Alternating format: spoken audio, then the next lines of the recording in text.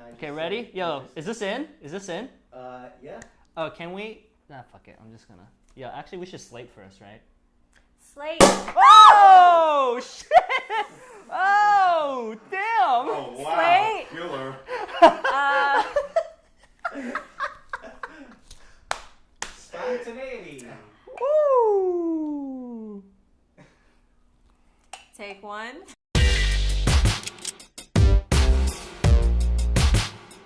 Welcome to Regarding. This is the inaugural episode. Woo!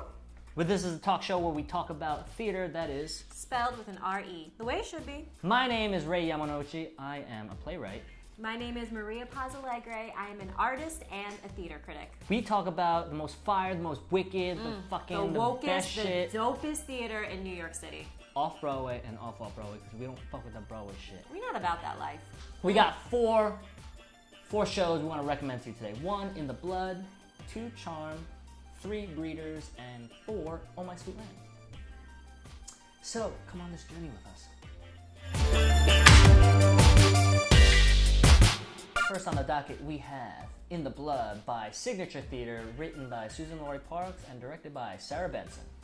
This is not your 10th grade Scarlet Letter required reading that you cheated your way through. This is the Scarlet Letter reimagined by Susan Laurie Parks. Hester is a black woman living under a bridge with her 5 children from 5 different fathers. It reminded me a lot of, I don't know if you guys saw, but the Brandon Jacobs Jenkins play Everybody, because it sort of reminded me of like a morality tale. Jocelyn Bio and Michael Braun, who were in this play, were also in that play. Yeah, they're like one small little family, which is really, really interesting. There's this moment in the play where it starts with like a letter being drawn on the set, and then Hester not being able to read it, so she's illiterate, and having her son trying to, coaxing him into like, what does it mean, and he doesn't tell her till the end of the play.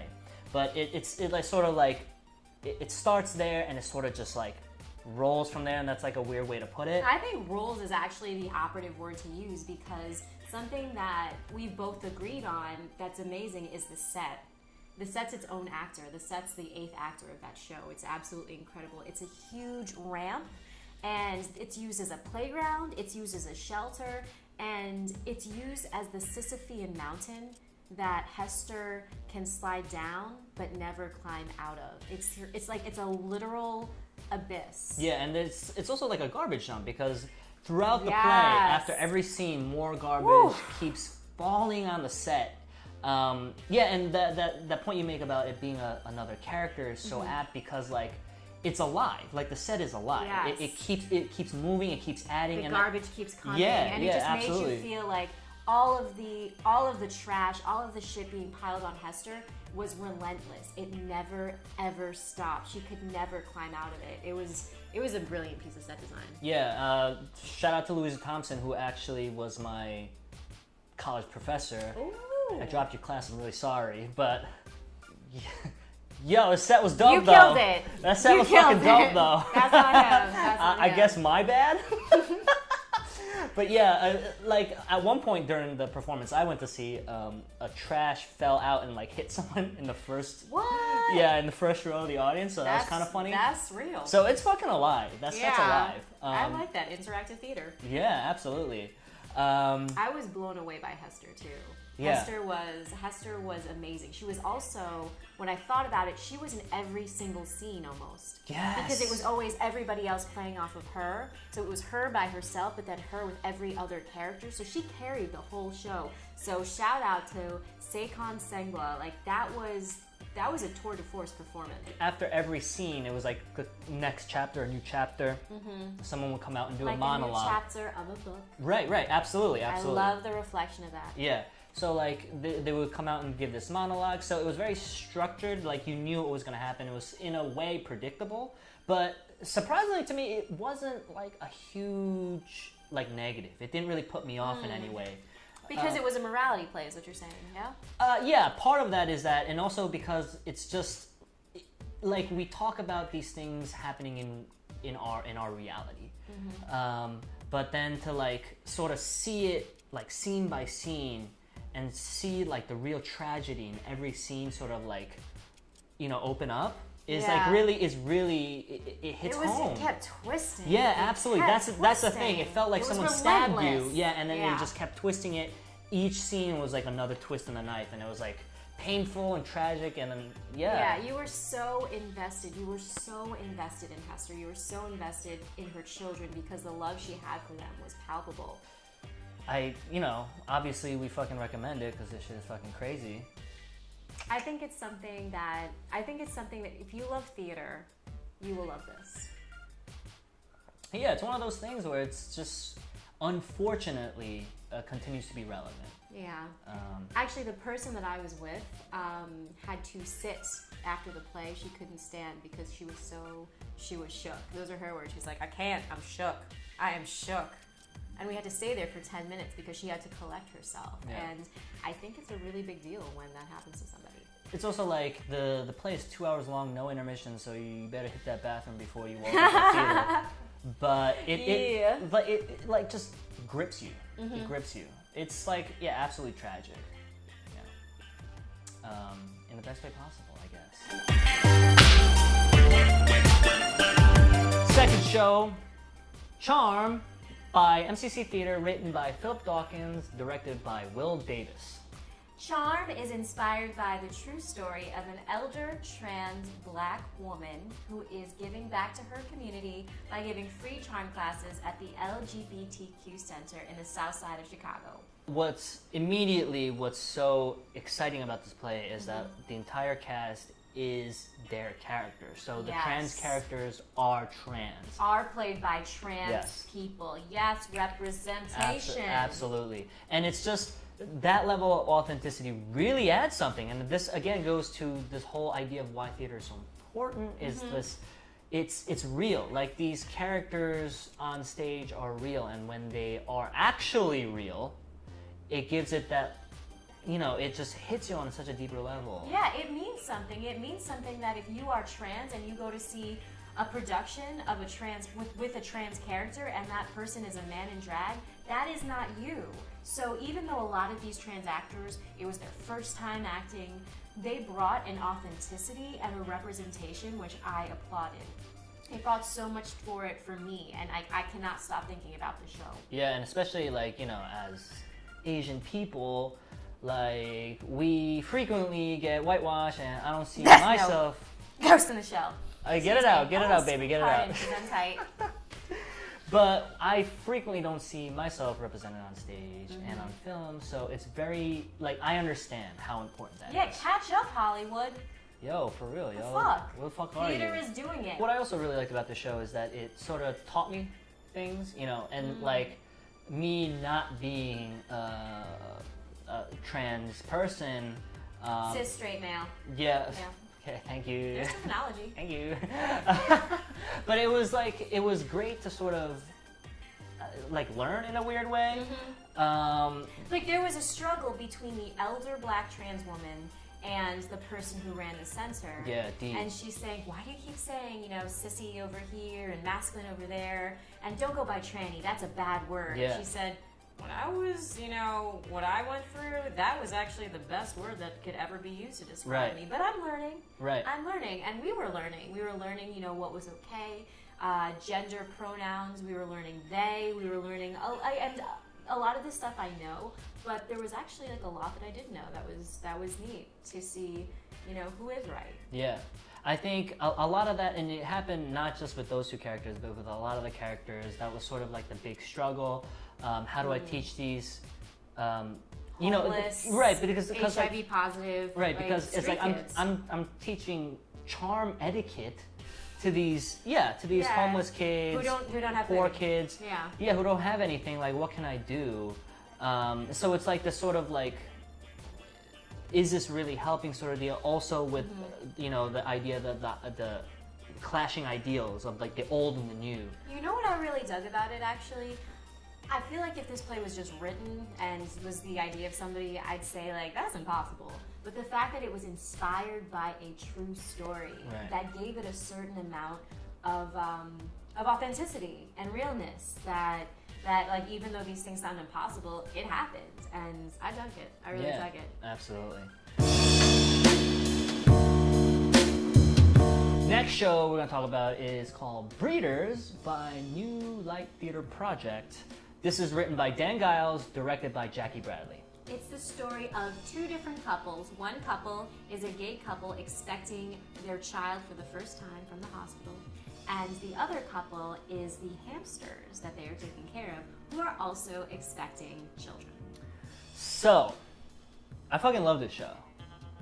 Let's just start with the set then. Let's just start with the set. Where the set... The set was off the hook. It was awesome. The set was so good. It was a circular moving set, so it reflected the layers of like going back and forth, but also the roundness of the hamster cage. Right. So it was basically a cage for the couple. We were talking about like one of the reasons you love this play was that there was a representation of a homonormative couple. So it was this monogamous gay couple who were expecting their first child being born from another person, but they were going to adopt that child, and you love that representation.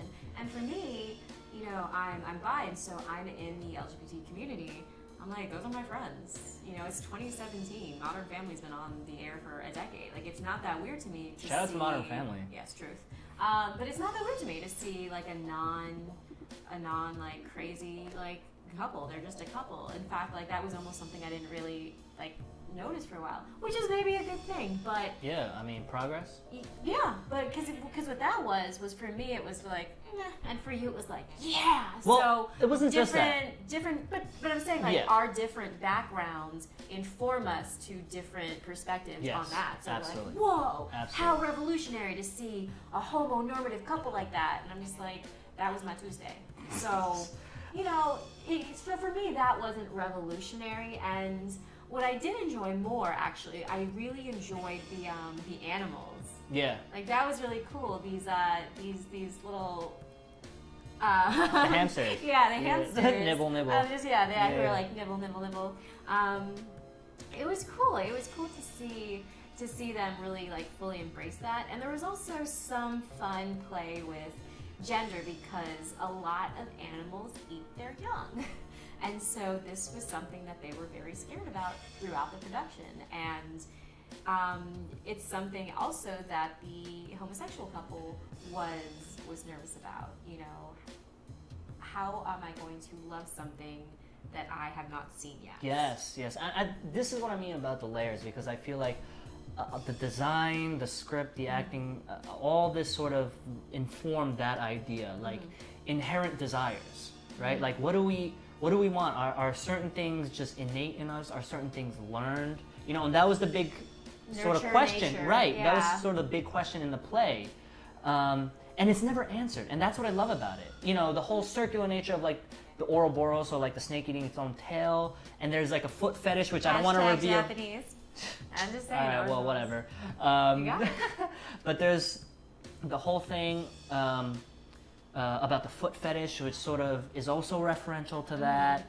And then the hamsters eating their young. You know, I don't want to ruin this thing for you, but and also just going back to what you were saying about the homonormativity, that was really striking to me. But also, it's versus it was against the hamsters being like non-heteronormative, and by that I mean from the jump, the hamster story starts off where the female hamster thought she was a man the whole time, and that's where it wasn't until they had they had the babies, they had sex, that they realized, oh my god, like we're not both boys. Right, we're not both boys, and like now there was like this weird power shift, or a perceived power shift. Because initially, you know... See, that wasn't weird to me because in my experience, the women are usually very strong. So I was like, yeah, that makes sense. Well, shout out to Maria for being a strong woman. I'll kill you, so... But yeah, it's just... It just keeps Tuesday. posing these questions. The script kept... This is, you know, as a playwright, these are like the layers that I always like, damn man, I wish I wrote this shit. You know what I mean? Like, damn, I wish I had, you know, I had this sort of like... That's true. Yeah, you know? I give it up to Dan because he really... Yeah, it was great. It's brilliant. There It's were brilliant. layers on that. Yeah. Like, fuck you, Dan, because, like, fuck you, but, like, that's cool. Okay, we like you. Yeah, you're cool, but, like, fuck you, too. Stay off of Neil Patrick Harris, though. He's a sparkling unicorn. Yo, shout out to Neil Patrick Harris. You'll know what that means if you see the show. I'm just saying, he is a national treasure. Last show we're going to talk about tonight is Oh My Sweet Land by Play Company, written and directed by Amir Nazir Suabi.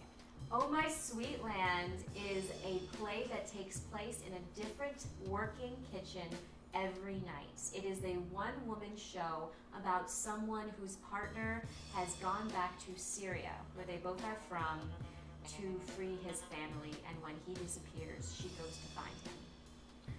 So, I mean... Oh my sweet God. That play, I have thought about that play every single day since we have seen that. Yes, this is great. It's a great show. So one thing we have to talk about straight off the bat is the set, because it takes place in a working kitchen. And so this woman actually makes food in front of you. So she sizzles onions, she cooks meat, she grills the meat, and so blending while stuff, she's making just like kafta, everything. it's you smell it, and so it's so visceral. So Middle Eastern storytelling, as she describes, is around the kitchen table, and so this is theater realness. Like we are actually in the kitchen with her, learning about her life as a Syrian American. So it's a one-woman show by Nadine Malou, gives a tour de fucking force performance. She plays herself, she plays her lover, she plays all of the people that she meets and all of the war stories that she hears. Yeah, and you know, it's about her it's about her tales of like going back to Syria and finding her lover and like taking refuge in various like strangers' houses or like relatives' houses. And like the site specificity of the show, of the kitchen, is that. So it's just so fucking cool. Like the audience is there, sort of like in refuge, basically, and like that level of reality is just so. It's just visceral. It's just visceral. It's visceral is the exact word for it, because so you crazy. smell her cooking, Yeah. you hear the Middle Eastern music, you understand that at one point she's talking about bodies burning as these onions are burning. Yeah, like the skin is burning. Yeah, the skin is burning. And you're like worried because like you're gonna burn the onions. Yeah, but, it's also, but the onions are burning, and it's like Yeah. caramelizing, and it's like super sweet. Yeah, and it's also at the same time like, who the fuck cares? Like, Right. And also, you know what? I've endured tragedy. We fled our country. I'm kind of, I wouldn't say a refugee. I'm like a half-refugee because we didn't have to go through camps and stuff. So I don't feel I'm completely legit, but I know what it is to experience tragedy, and you feel guilty. You feel guilty going to the bathroom. You feel guilty because while you are going to the bathroom, your family like doesn't have running water. They can't even do that. They can't even like go to the bathroom. You grocery shop, and you hate yourself. And so I got that from her so much. I got the pain of watching your homeland from afar and not knowing what's happening. Right. And I know that you couldn't relate to that only because like that's not necessarily something that's happened like to you specifically, but I think what I love about this is that it brings something for everybody. Yeah. You know, for me, as in my background, it brought me back to a place of brokenness, and it was hard for me to talk about the play afterwards, just because I needed to be in a place of like meditative silence. Yeah, like the narrative is sort of hard to follow. It's because, you know, it's She's a one in right. America, she's in Lebanon, She's here, she's and in she's Syria, and she's like and 10 cooking different and cutting, yeah, and 10 like different slicing, characters. and, yeah. So it is super hard to follow, and I guess this is where This is where I'm just like, oh man, I just wish there were more design elements that sort of grounded it. But that being said, it's just like this idea, you know, her cooking in the theater or like in the kitchen, I guess it's not really a theater, is a theater experience I've never experienced in my life. Like the olfactory nature of the show. Like, you know, when you go to a theater and you smell something, and that's part of the show. You know what I mean?